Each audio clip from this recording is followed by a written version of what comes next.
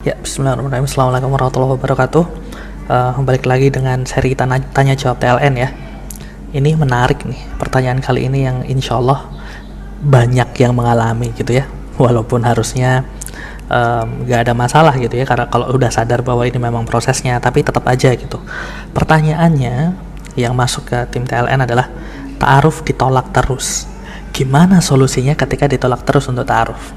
Oke, menarik kan ya. Kalau antum adalah orang-orang yang ta'aruf itu ditolak terus, sebenarnya ini adalah sesuatu yang lumrah terjadi gitu ya, banyak faktornya gitu kan, tapi kita nggak membahas faktor-faktor yang nggak bisa kita kendalikan gitu. Kenapa?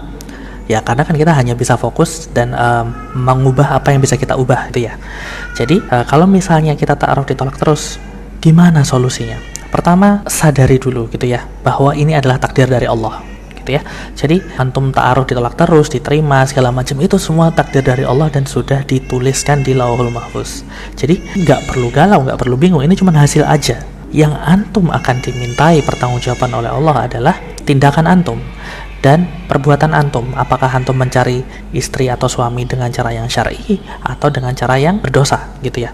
Jadi itu yang akan Allah mintai. Allah nggak akan tanya kenapa antum belum punya istri atau kenapa antum belum punya suami. Kalau antum sudah berusaha semaksimal mungkin mengikuti cara yang sesuai syar'i tapi ternyata nggak ada hasil, maka itu adalah dari Allah gitu ya. Jadi itu harus paham dulu. Nah selanjutnya gimana caranya kalau misalnya kita ditolak terus? Nah tentu yang pertama harus kita lakukan adalah introspeksi nih gitu. Jangan-jangan ada yang salahnya dari mana? Nah kita sadari dulu bahwa orang tuh kalau mau ta'aruf atau milih gitu ya, yang dipilih dilihat dari apanya, dari CV-nya gitu kan ya. Pertama kita perhatikan dulu nih, CV kita itu udah bener belum? Jangan-jangan kita nulisnya asal-asalan, pakai singkatan-singkatan, atau menunjukkan kurang serius gitu ya. Misal ditunjukkan sifat egois dan manja. Ya, kalau antum tulis sifatnya egois dan manja saja gitu ya, kalau nggak ada yang tertarik sama antum ya wajar gitu kan. Siapa yang mau jadikan orang egois dan manja untuk pasangan hidup? Ya kecuali kepetok banget gitu kan ya. Jadi antum harus bikin biodata antum dengan serius gitu, isi dengan benar, siapa tahu ada tipe gitu ya.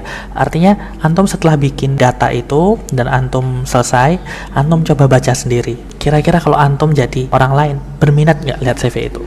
Itu satu. Yang kedua, antum bisa coba tes gitu ya. Share aja coba datanya ke grup TLN gitu ya.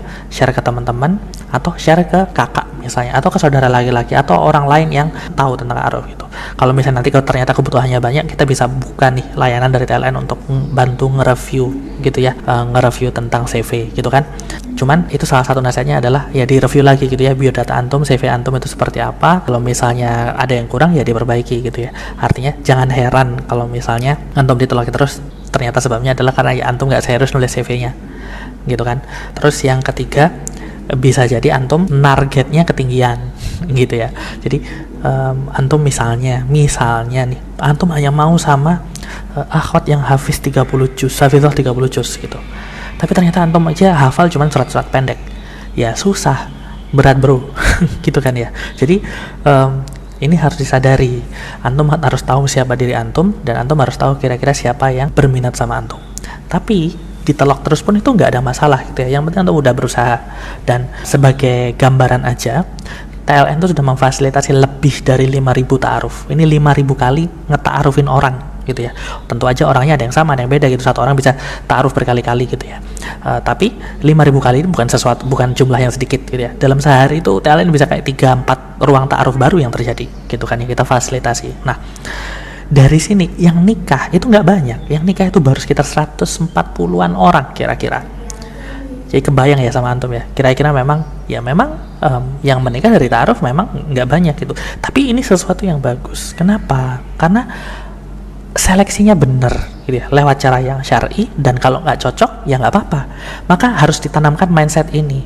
Ta'aruf itu memang bukan harus selalu berakhir ke pernikahan. Justru ta'aruf ini proses mencari, sehingga kalau pas nyari nggak ketemu ya wajar gitu kan ya gitu.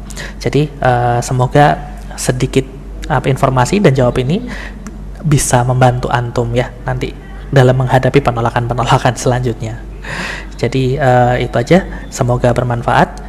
Kita tutup dengan doa penutup majelis. Subhanakallahumma wa bihamdika asyhadu an la ilaha illa anta astaghfiruka wa atubu ilaik. Assalamualaikum warahmatullahi wabarakatuh.